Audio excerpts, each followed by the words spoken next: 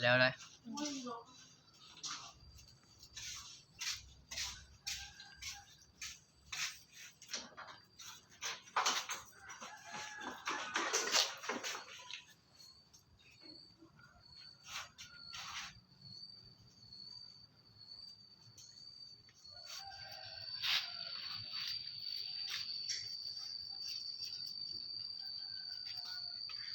ตัวนี้ยังไง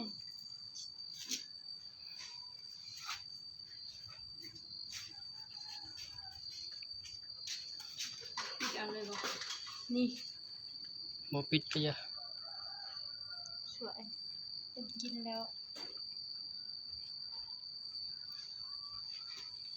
คือบ่เห็นอยู่อะไรจุด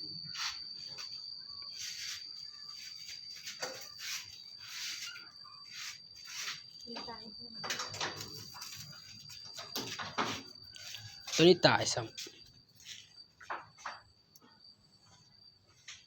เบิกกองดูมันได้อยู่บ่อันนี้ก็ถ่ายบ่เบิ่ง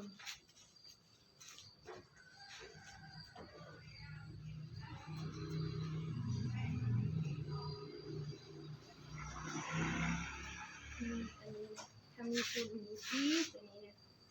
แต่มันมีฝุ่น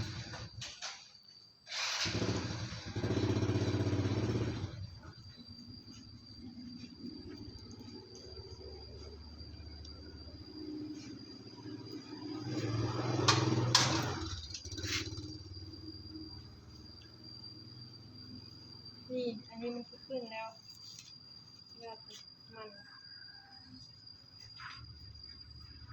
มีหากมันแตกโอ้หัวขามันแตกครับ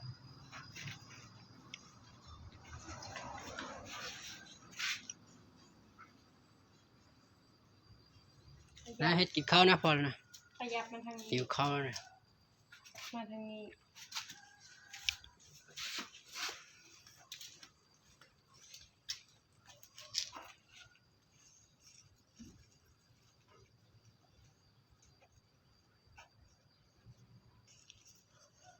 ซุ่มซึมนี่ใส่สังยอดมันเอามาใส่ค่อยเสร็จแล้วโอเค